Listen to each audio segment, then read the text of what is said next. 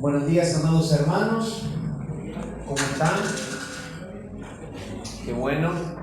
La verdad que es un gozo poder reunirnos como iglesia, cantar alabanzas al Señor, adorar su nombre, disfrutar el estar juntos y también abrir su palabra para que el Señor nos hable.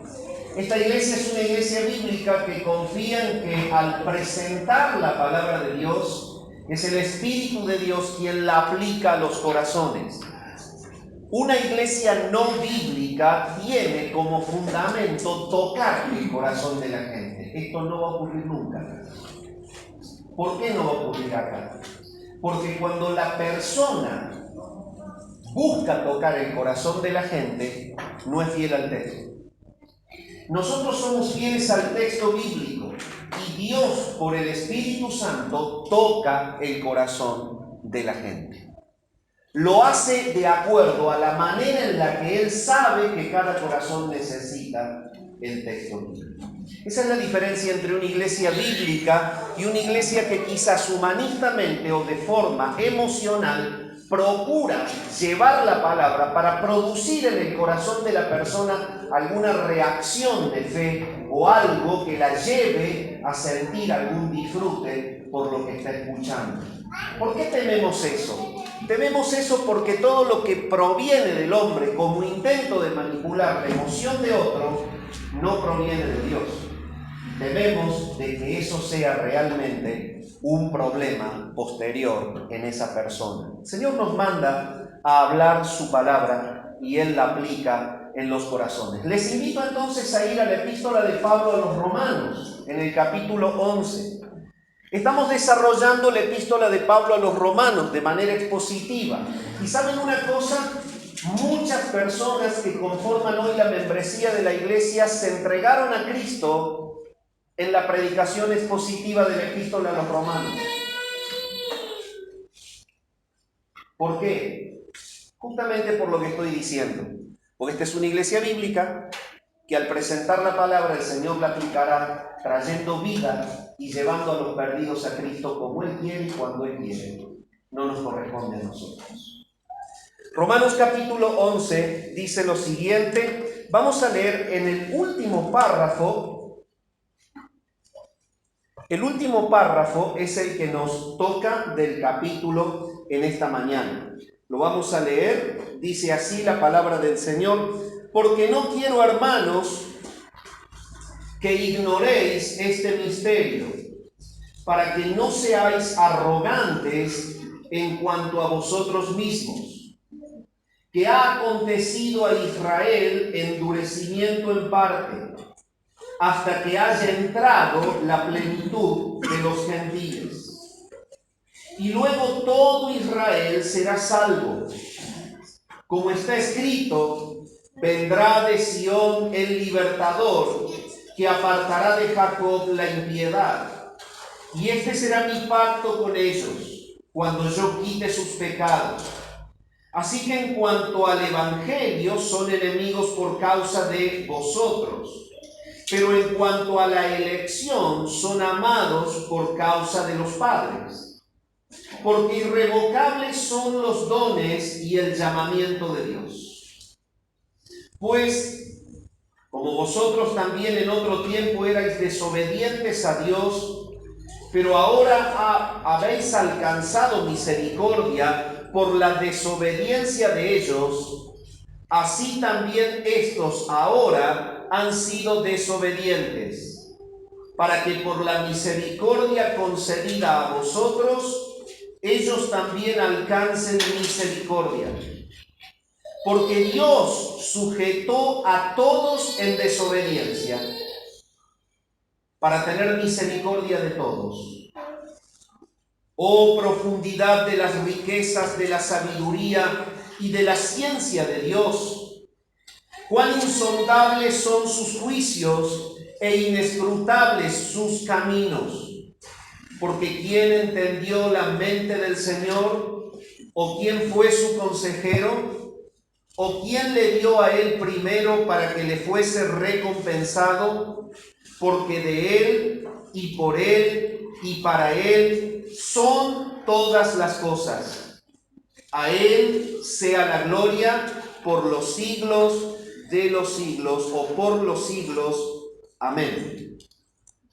Bien, hasta aquí nomás la lectura en la palabra de Dios. Es un pasaje realmente sorprendente, que contiene una verdad que muchas veces es difícil de comprender y de interpretar. Se ha hablado ya de que estamos frente a un escenario. El escenario de los romanos estaba compuesto por creyentes judíos y por creyentes griegos. Este auditorio compartido estaba muchas veces en disputa. ¿Por qué en disputa? Primero porque los hebreos, por ser hebreos de sangre, eran altivos. Y al ser altivos, por ser hebreos y creerse que eran hijos de Abraham, que tenían la ley de Moisés, que eran el pueblo escogido de Dios, normalmente lo manifestaban menoscabando a los convertidos de los griegos, que eran gentiles. Entonces los humillaban. Pero en tanto y en cuanto esto ocurría, estaba la represión de los creyentes griegos, que justamente la represión de los creyentes griegos o gentiles que justamente atacaban a los judíos. Entonces había una discrepancia en la congregación, la cual Pablo está justamente tratando en lo que es el capítulo 9 al 11, y habla de la conversión de los judíos. Pero en esta última parte, lo que está intentando Pablo es justamente mostrarle a la población gentil que el propósito de Dios en cuanto al endurecimiento o la incredulidad de Israel en el tiempo de la era eclesial responde a un programa de redención, y que por causa de que es un propósito que está controlando Dios soberanamente con sus manos, ellos no tienen ningún derecho a subestimar o menoscabar a una persona que es judía no convertida. Entonces les está diciendo claramente, esto en algún momento va a terminar. Y esto es lo que trata el párrafo que nos toca ver hoy. Entonces, Pablo, para explicar esta verdad, explica que esto es un gran misterio. Y si usted, mi amado hermano, lo está escuchando, realmente parece un gran misterio. Porque el hecho de que se le diga en la palabra que Dios endurece primero a los gentiles para escoger a los israelitas, y una vez que hay un pueblo israelita escogido, agarra a Dios, los endurece por un tiempo para hacer entrar a los gentiles, y luego que entran los gentiles y los judíos salvos, los congrega a todos en la gloria eterna. Y vos decís, pero qué complejo que es todo esto, ¿no? Primero endureció a los gentiles.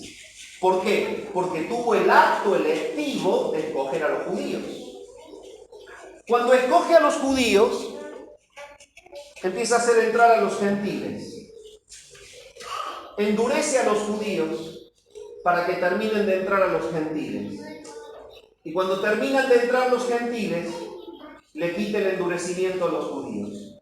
Y entonces es como que la población universal, judíos y gentiles, están en las manos de un Dios soberano que es el que mueve los hilos, por decir así. ¿Por qué? Porque responde a un propósito redentor, soberano y santo, el cual no está en control del ser humano, sino en control del Dios que salva. Por eso es que el sermón de hoy se titula El misterio revelado. Es un gran misterio. Y este sermón contiene 3 puntos principales. El primero, la presentación del misterio. El segundo, el propósito del misterio. Y el tercero, el resultado del misterio. Para comenzar entonces a desarrollar el primer punto de este misterio revelado, vamos a leer la primera frase del párrafo que hemos leído. Porque no quiero, hermanos, que ignoréis este misterio. para que no seáis arrogantes en cuanto a vosotros mismos. Que ha acontecido a Israel endurecimiento en parte hasta que haya entrado la plenitud de los gentiles. Hasta aquí nomás la lectura en la palabra de Dios. Hay una presentación de un misterio. Él les está diciendo a la población de convertidos gentiles que la incredulidad de Israel está sujeta a un propósito y a un plan de Dios, y Él la está controlando en el tiempo para que se cumpla su voluntad y le sea dada a Él toda la gloria. La presentación del misterio entonces es que Israel ha recibido o le ha acontecido un endurecimiento en parte. Entonces, la palabra habla de que hay un alcance de este endurecimiento.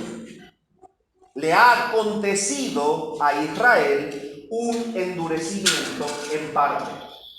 ¿Por qué digo que esto es un alcance? Porque en realidad el endurecimiento, al estar en las manos de Dios, porque es Él quien endurece, tiene un límite temporal. Él, que es quien endurece, en algún momento va a quitar el endurecimiento. Y entonces, hermanos amados, cuando abordamos Romanos, tomamos conciencia del Dios con el cual estamos tratando. Dios tiene en sus manos las almas humanas. Y si a usted en algún momento se le ocurrió pensar que alguna persona puede tomar una determinación fuera de la influencia del control soberano y providencial del Dios creador y sustentador de todas las cosas, quiero decirle que esa idea es muy válida en la mente de todo hombre, pero es totalmente sin fundamento escritural. La palabra está claramente mostrando que a Israel le ha acontecido. El hecho de que le haya acontecido un endurecimiento en parte, está queriendo decir, por el original y por el tiempo verbal, que Israel recibe de parte de Dios, como un obrar soberano de Dios, un efecto todopoderoso, sobrenatural, que escapa al manejo de la persona, en donde esa persona se endurece y no va a creer. Le ha acontecido significa que no es un evento aleatorio, sujeto a la suerte. Resulta ser que, resulta ser que los israelitas no creyeron y son desobedientes. Como que si Dios fuese un espectador pasivo, lejano, y que estuviese fuera de su control este tiempo de rechazo israelita. De ninguna manera. Lo primero que debemos entender del pasaje es que Dios está en control de ese endurecimiento. Vaya a Romanos capítulo 9 y versículo 18 y se va a dar cuenta que esto está ligado a la enseñanza que el apóstol viene justamente presentando o enseñando, valga la redundancia. Dice: de manera que de quien quiere tiene misericordia, 9:18 de Romanos, y al que quiere endurecer, endurece. Pero entonces es Dios el artífice de este endurecimiento temporal, y bueno, lo viene diciendo la epístola. Él al que quiere endurecer, endurece. Y del que quiere tener misericordia, la tiene, para cumplir el propósito de exaltarse frente a los ojos de todo el pueblo, cuando Dios saca a Israel de las manos opresoras de Faraón. Él realiza milagros. Lo supuesto es que si yo estoy frente a un milagro, vaya a creer que es Dios quien lo hace. Sin embargo, el resultado es que Faraón está endurecido. Y Él es quien dice en su palabra que Él a su siervo Faraón le endureció el corazón. Entonces es Él quien endurece. Y cuando Él endurece, la persona responde con dureza. Entonces, la palabra está mostrando justamente que es Dios quien provoca esto. Por eso es la expresión tan importante que estamos analizando en el capítulo 12, en el capítulo 11, el versículo 25, perdón. Entonces, dice que le ha acontecido a Israel endurecimiento en parte. No solamente que la palabra nos muestra el alcance es en parte, sino que también la palabra nos muestra que este endurecimiento provocado, porque en realidad es Dios quien está manejando esto, tiene una duración, un límite. Y la duración del endurecimiento es lo que dice el versículo en su segunda parte. Dice, hasta que haya entrado la plenitud de los gentiles. ¿Es un endurecimiento provocado? Sí. ¿Quién es el que lo controla? Dios. ¿Hasta cuándo dura? Dura hasta que los gentiles hayan entrado. Está bien. Entonces, vamos a analizar esto. ¿De qué tiempo habla? Habla de la era eclesial. ¿Cuál es la era eclesial? El tiempo comprendido en el mundo desde la primera venida de Cristo hasta la segunda venida de Cristo. Los gentiles vienen entrando al reino, porque hay gentiles convertidos en el Antiguo Testamento, eso es innegable. Pero el pasaje se está refiriendo puntualmente a este tiempo de la era eclesial, en donde desde la primera venida de Cristo hasta la segunda, el Señor sigue salvando gentiles. Y entonces el endurecimiento que le ocurre a Israel, en parte, es hasta que el último gentil que está escogido por gracia en la eternidad, crea en Jesucristo como su Salvador. Cuando el último gentil crea, el Señor viene. Eso es lo que enseña la Biblia. Y evidentemente cuando el Señor viene, evidentemente ya está el número completo de los escogidos o del pueblo santo listo para ser glorificado. Entonces, la palabra nos está situando en cómo Dios ha elaborado este plan de redención, porque la salvación es de Él. Es de Él, no es nuestra. Ninguna persona puede decir, yo hice el esfuerzo para ir al Señor. Yo de mi propia voluntad quise, y entonces un día amanecí y dije, me voy a salvar. Eso es inexistente bíblicamente hablando. La salvación es de Jehová, y es el Espíritu de Dios quien despierta de entre los muertos a un escogido por gracia, para que en el tiempo en el que el Señor lo determina soberanamente, ese impío sea tocado por el Espíritu de Dios, regenerado, y se le otorgue la fe y el arrepentimiento. Entonces, ¿los gentiles están siendo despertados en esta era eclesial? Pablo dice sí. Pero tengan cuidado, les dice a la población de gentiles que están menoscabando allí a los hermanos.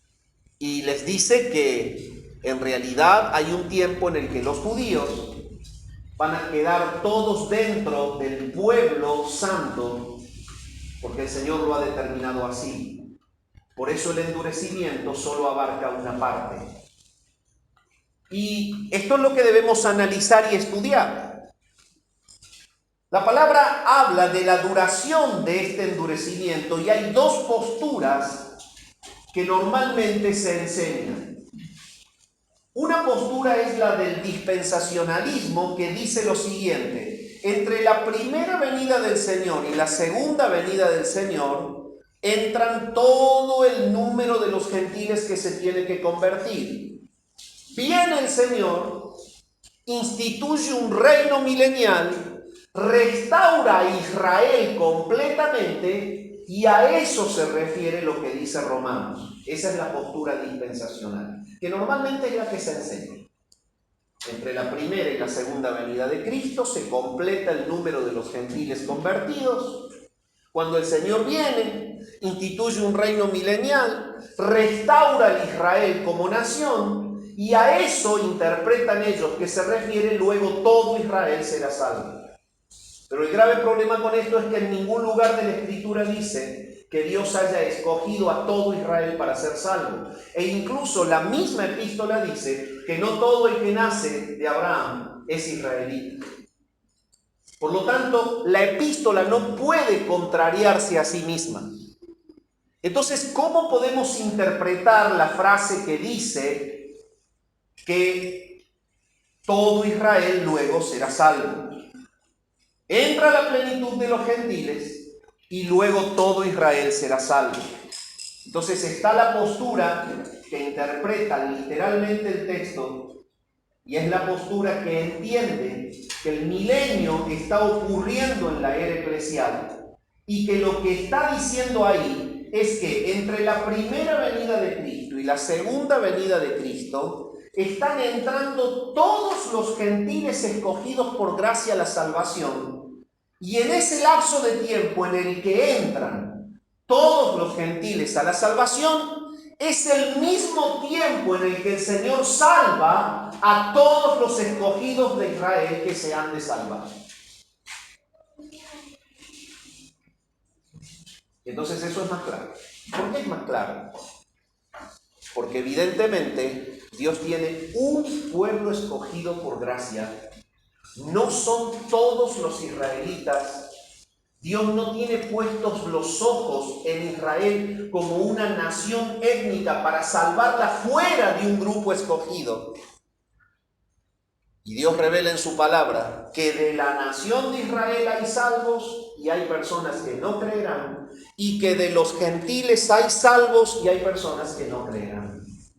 Entonces, cuando la palabra dice luego todo Israel será salvo, debemos entenderlo por toda la escatología y por toda la presentación de la doctrina de la salvación en el Nuevo Testamento, que se está refiriendo a lo siguiente: Dios ha determinado soberanamente un tiempo, la era eclesial, este milenio eclesial, que está comprendido entre la primera venida de Cristo y la segunda venida de Cristo, en la cual Él está salvando a su pueblo escogido hasta que Cristo venga a establecer la gloria eterna y final.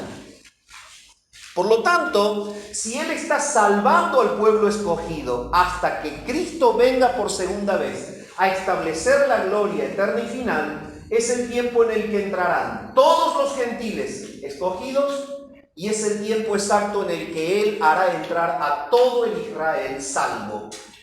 ¿Cuál es todo el Israel salvo?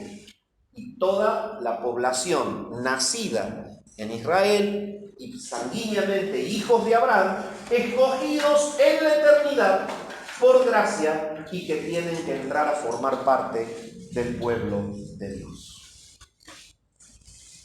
Esto es necesario que lo entendamos para comprender lo que ahí está diciendo. Entonces, lo que sigue hablando el Señor es lo siguiente. Habla del fin del endurecimiento cuando todo el Israel será salvo, y está diciendo lo siguiente en Isaías 59, 20 y 21, detalles de lo que yo les estoy hablando. ¿Cuándo ocurrirá ese evento en donde se termina el endurecimiento de Israel? Fíjense en lo que dice Isaías 59, 20 y 21.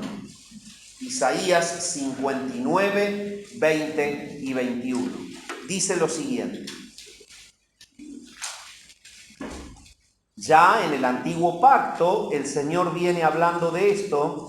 Dice: y vendrá el Redentor a Sión, y a los que se volvieren de la iniquidad en Jacob, dice Jehová. Y este será mi pacto con ellos, dice Jehová.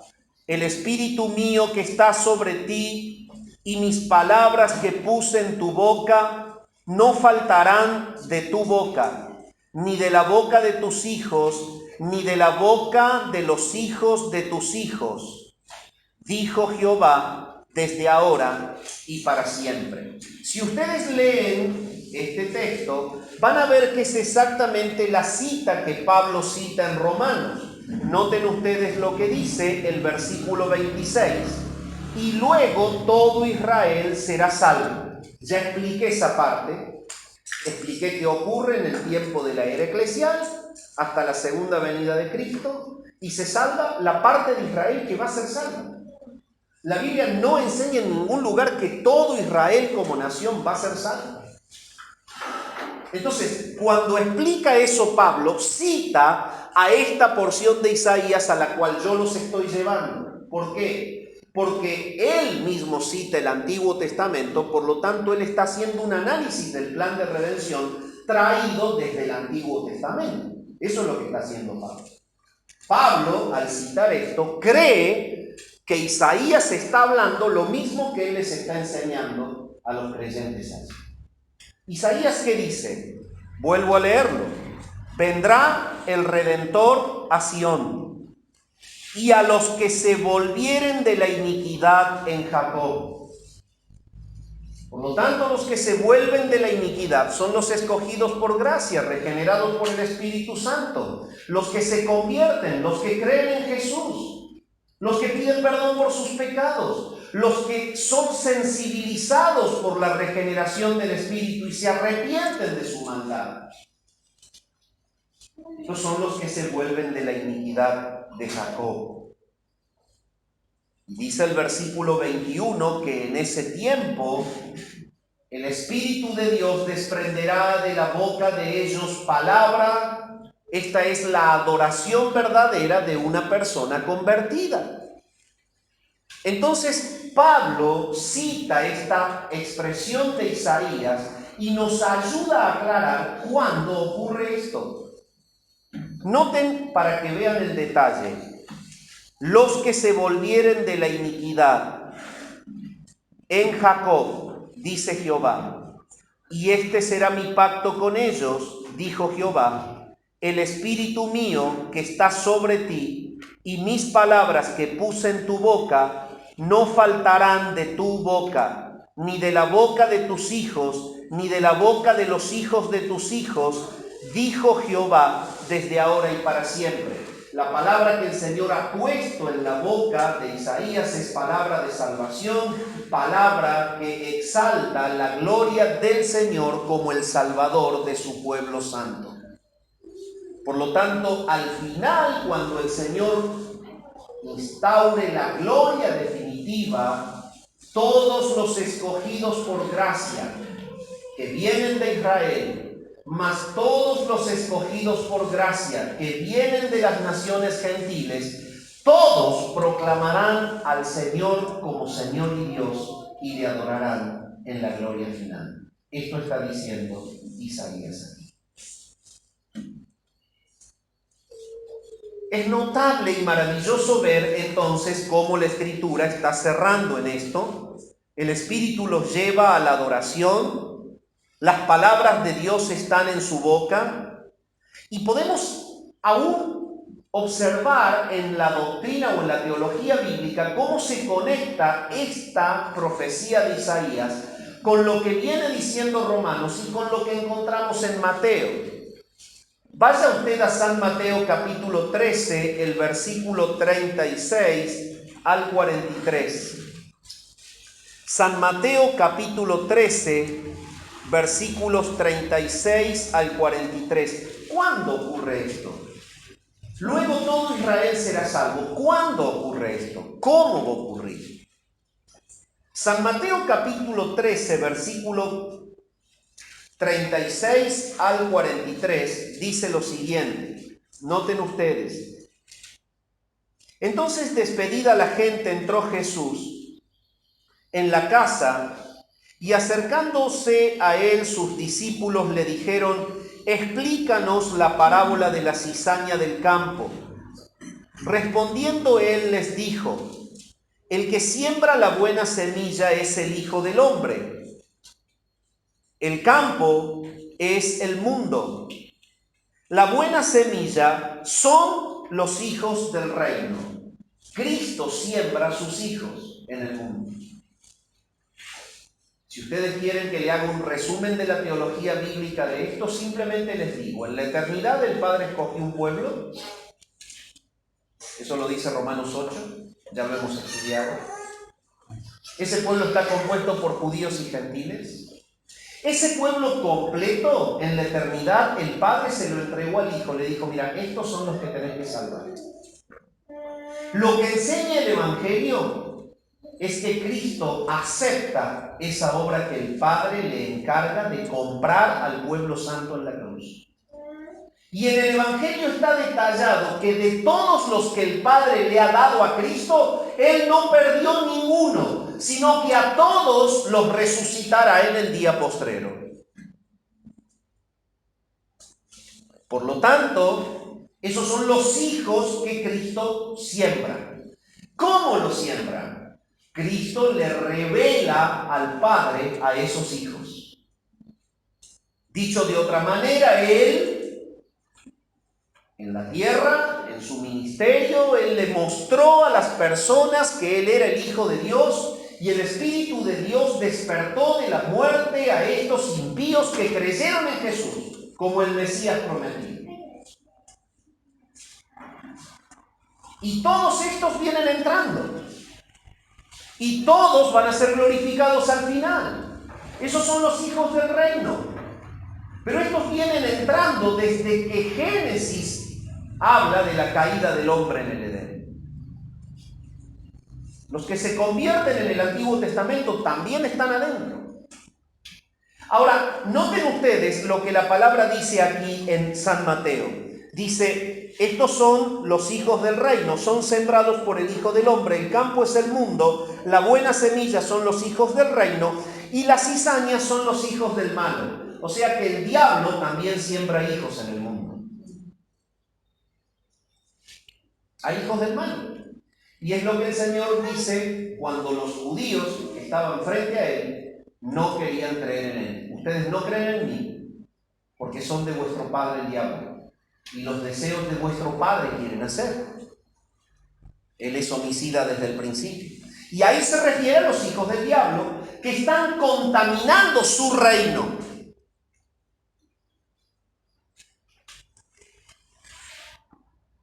Entonces dice el versículo 39, el enemigo que la sembró a esta cizaña es el diablo, y la siega es el fin del siglo.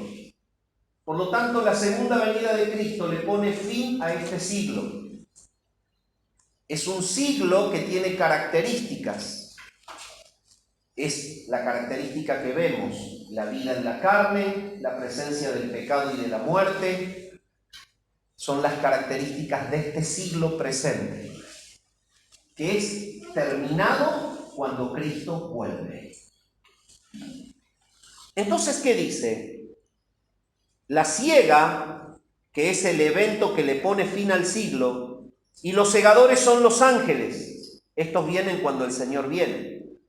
De manera que como se arranca la cizaña y se quema en el fuego, así será el fin de este siglo. Enviará el Hijo del Hombre a sus ángeles y recogerán de su reino a todos los que sirven de tropiezo. O sea que a todos los impíos el Señor los va a raer en su segunda venida. Y aquí está la explicación escatológica que dice que Él va a quitar la impiedad de Jacob. No se puede quitar la impiedad de un pueblo hasta que no es raída la impiedad de manera total. Y la impiedad es quitada de manera total cuando el Señor viene y quita a los impíos de la tierra. Esa es la manera de entender escatológicamente por qué Pablo habla a los romanos de esa forma. Y esto le va a ayudar mucho, mi amado hermano, a no confundirse con interpretaciones que mezclan las cuestiones bíblicas.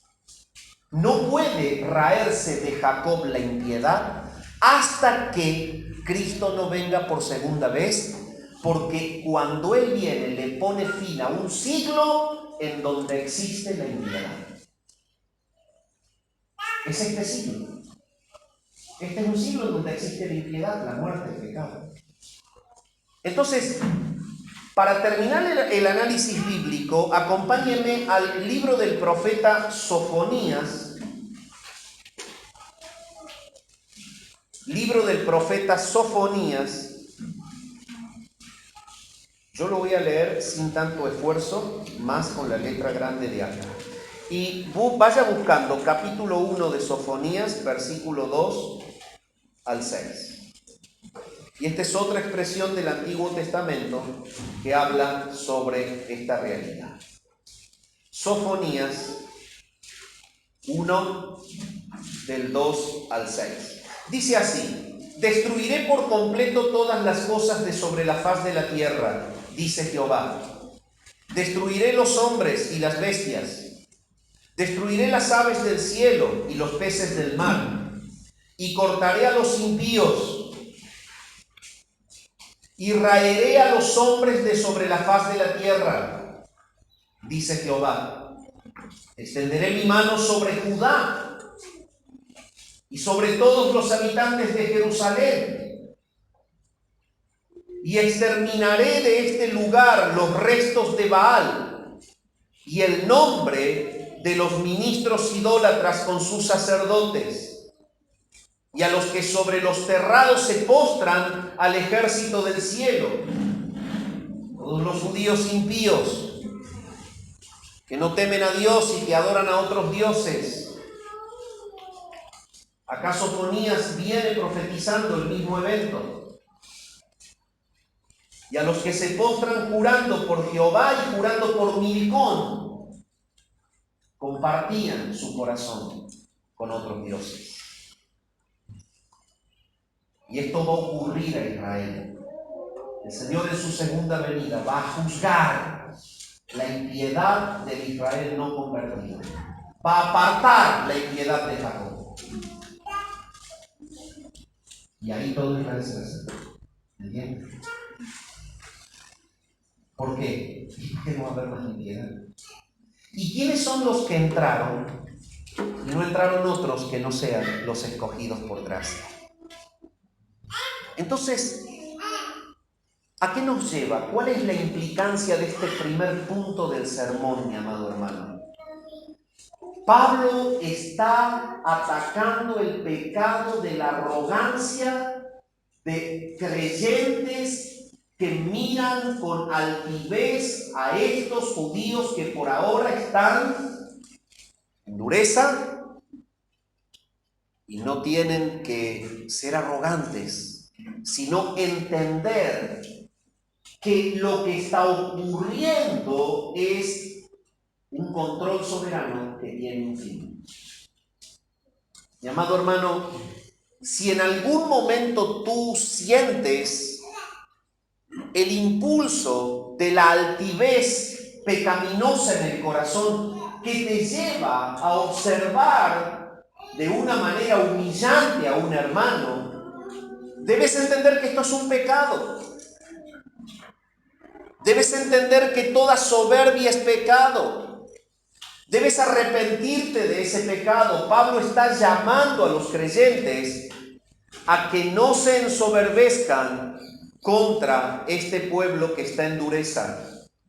Porque a pesar de que el Señor está salvando a gentiles hoy, y hay judíos que no creen, ellos tienen que entender que en el principio los gentiles pudieron entrar, porque Dios escogió al pueblo judío y lo está endureciendo al pueblo judío para que ellos entren. Entonces, ¿de qué te jactas? ¿Tú crees que eres salvo porque tú tuviste el inicio de arrepentirte o de creer? Debes entender que estás siendo llamado a la salvación, la población gentil, porque el Señor ha detenido premeditadamente al pueblo judío. Lo tiene en ceguera para que los gentiles entren. El resumen es: nunca un creyente debe experimentar algún tipo de altivez por ser salvo. Yo soy salvo, entonces tengo tal clase de poder o de preponderancia sobre otra persona. Porque soy un escogido, tengo privilegios.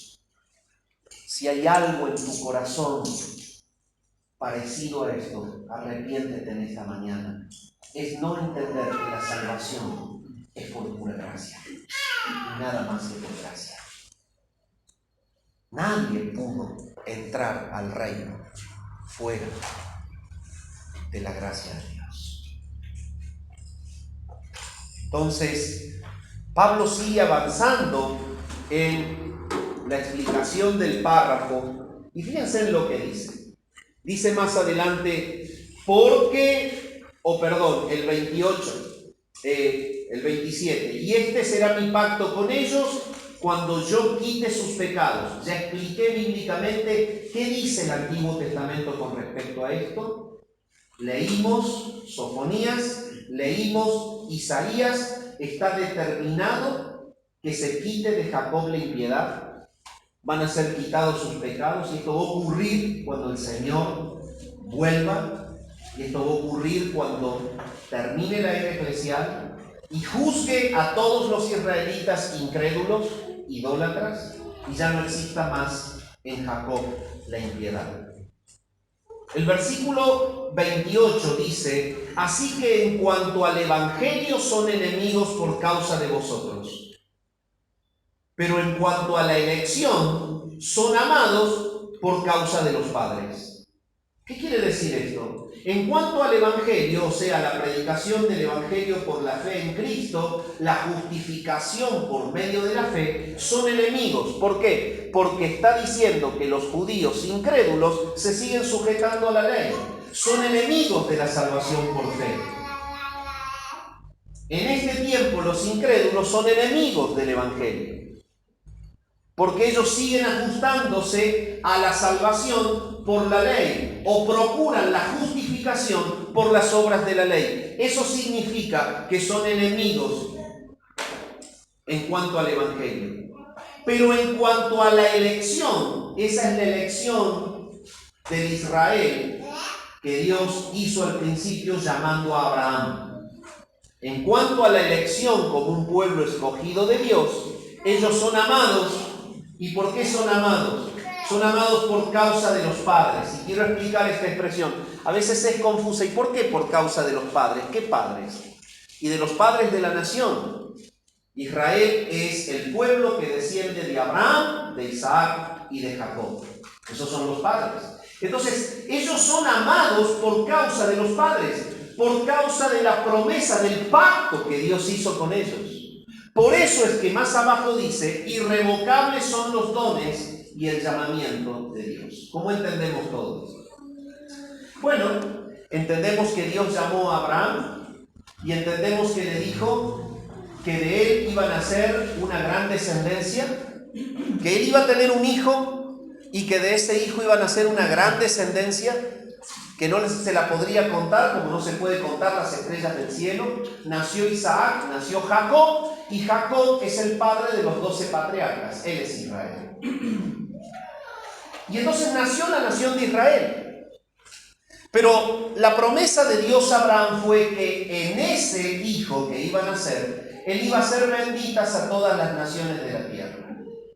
Y esa promesa sigue vigente. Entonces, ¿cómo debemos entender lo que Pablo viene diciendo? Pablo viene diciendo que la promesa que se le hizo a Abraham no cae. No cae porque son irrevocables los dones y son irrevocables el llamamiento de Dios. ¿Y cómo podemos entender entonces que no cae, sino que siendo que muchos israelitas no son salvos? Y bueno, es que Dios nunca le dijo que la nación iba a ser salva. Dios le dijo a Abraham que serán benditas en él todas las naciones de la tierra, porque el pueblo escogido, el pueblo santo, está conformado por judíos y gentiles, por todas las naciones que ocupan la tierra. Eso es lo que Dios le dijo. No le dijo que cada persona de la tierra iba a entrar al cielo. Nunca dijo eso Dios.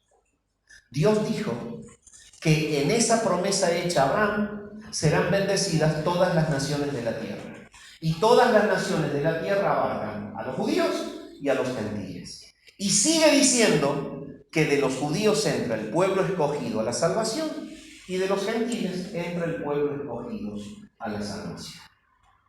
En resumen, Amados, hay un pueblo propio escogido por gracia, el cual va a entrar a formar parte de la gloria final posterior a la segunda venida, cuando Cristo quite la impiedad de este mundo. Lo dice el Antiguo Testamento y lo vuelve a decir el Nuevo Testamento. Y ese pueblo está compuesto por una parte de los israelitas y una parte de los gentiles. Nunca la Biblia enseña que son todos. En segundo lugar, el propósito del misterio revelado. El versículo 32, cuando avanzamos en el párrafo, nos revela el propósito de este misterio. Hemos visto la presentación del misterio con todo lo que encierra en su escatología y teología, y ahora vamos a ver el propósito de este misterio. ¿Por qué Dios lo pensó de esta manera? A ver, póngase a pensar usted, ¿por qué? ¿Qué propósito hay? Y el propósito es porque Dios sujetó a todos en desobediencia para tener misericordia de todos. Aquí está el propósito de este misterio.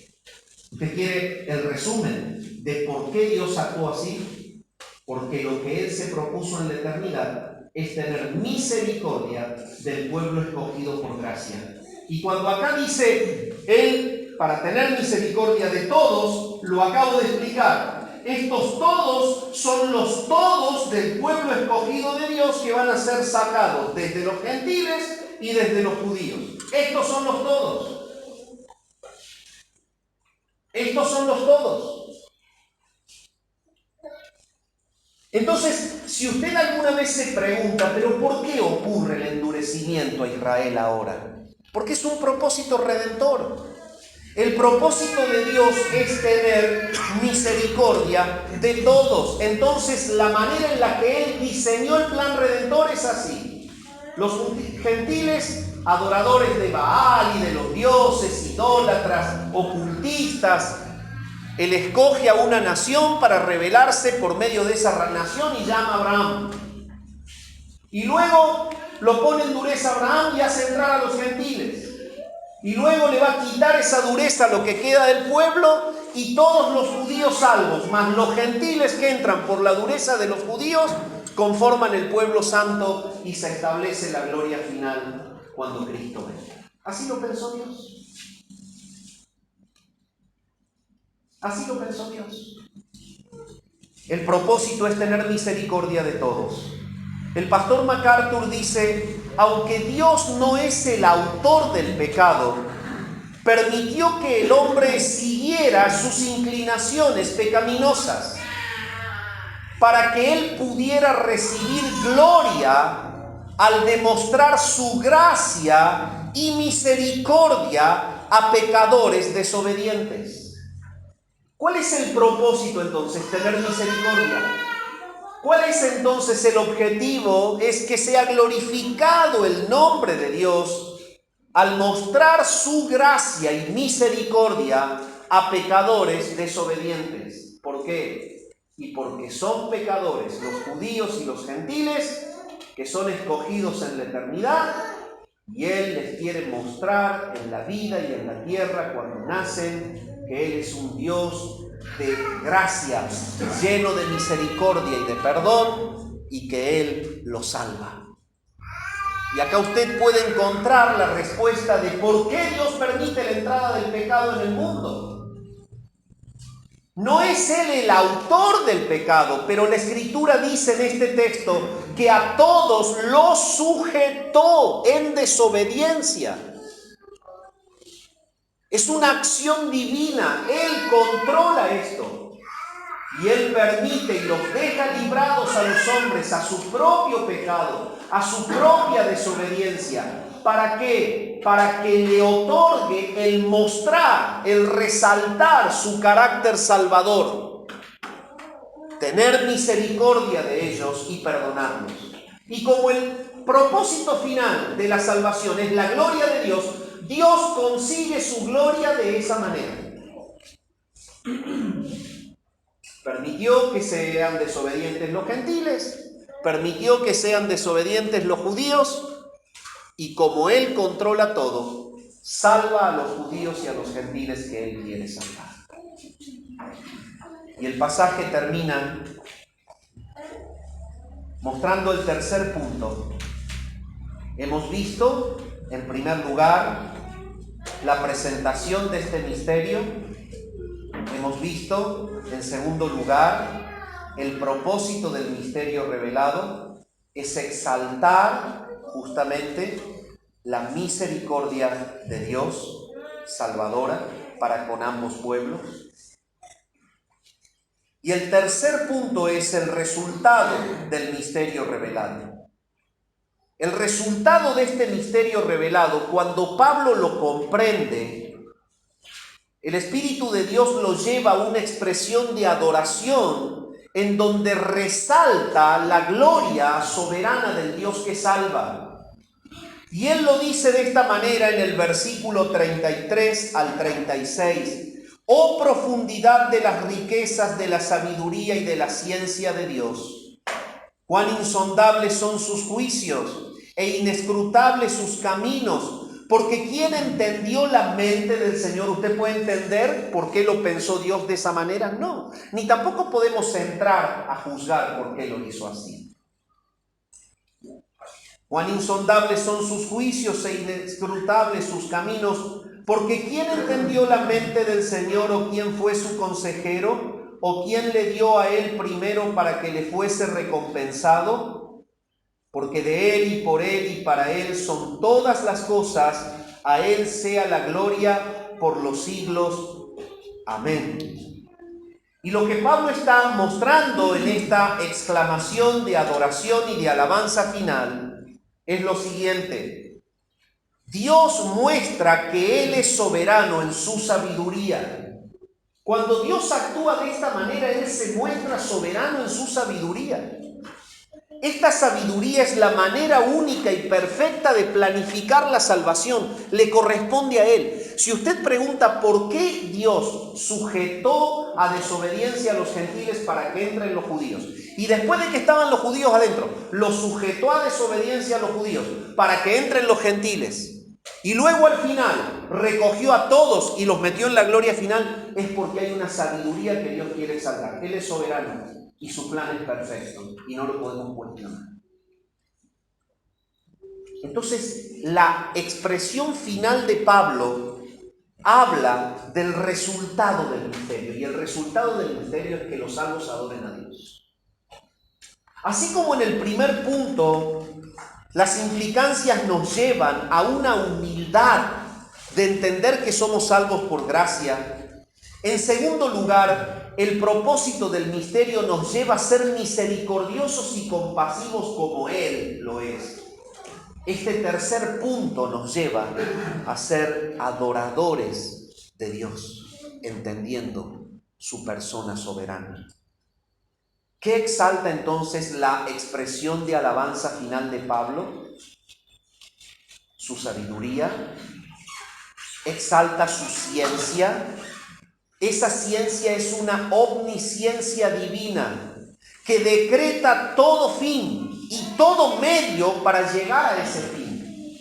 Lo que está diciendo Pablo aquí, oh profundidad de las riquezas, de la sabiduría y de la ciencia de Dios, no quiere decir que Dios lee muchos libros, por eso sabe mucho. Quiere decir que Dios tiene un plan que es perfecto, sabio, infinito, porque Él lo determinó así.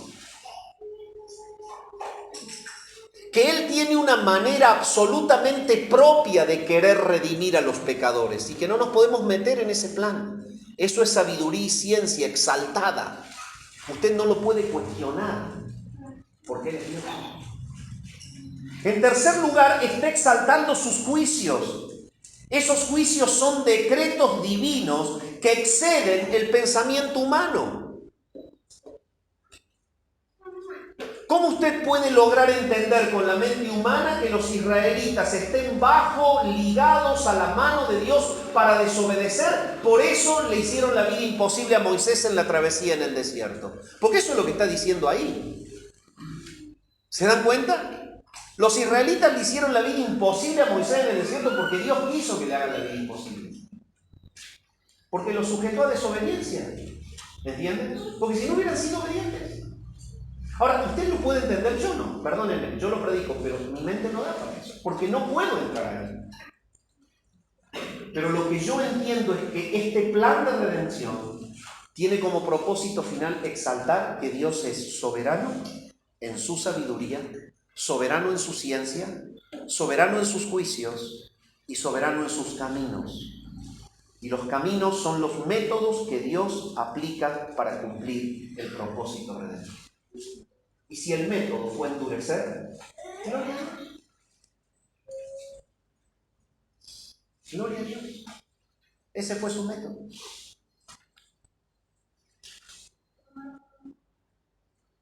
¿Y cuál es la última implicancia? La dije, pero la repaso. Postrémonos en adoración ante el Dios que salva. Él es Dios que salva. Y Él quiso salvar así. El punto final es este, mi amadísimo hermano. ¿Es usted salvo? Todo el que está sentado aquí es un hijo de Dios. Dígame, si el Señor viniera ya a establecer la gloria final, ¿estás adentro o estás afuera?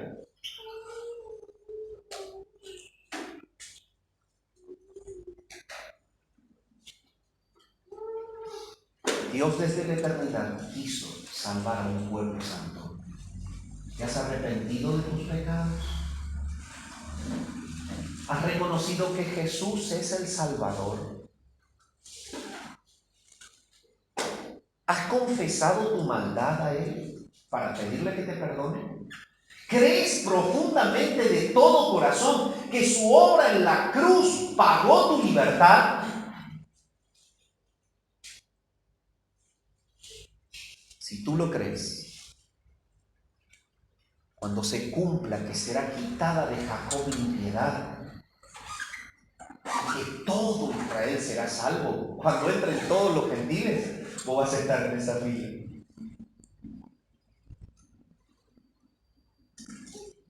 Pero si en esta mañana Cristo no es tu Señor, no vas a estar aquí. Padre, gracias. Gracias, Señor, por tu palabra en esta mañana. Gracias porque terminamos este capítulo 11 de Romanos. Señor, exalta tu gloria por tu palabra. Libra a la iglesia de la humanidad del predicador, de sus límites. Pero exalta tu nombre por tu palabra. Quiebra corazones pecadores que se postren en adoración, en alabanza, reconocimiento a ti.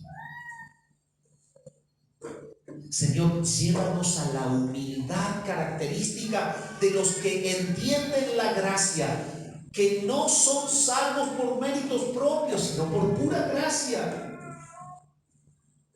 Llévanos por tu Espíritu a ser misericordiosos y compasivos como tú lo has sido de este pueblo escogido, que glorificarás al final. Llévanos por tu Espíritu a ser adoradores tuyos, que reconocemos la gloria soberana de tu ser y te expresamos con la vida, con la entrega, con la consagración, con todas nuestras fuerzas, con toda nuestra alma, la alabanza, el reconocimiento, la adoración como el Dios que salva. Que esta iglesia bíblica sea un sitio de adoración y que irradie luz a un mundo perdido en tinieblas. Oramos al Padre en el nombre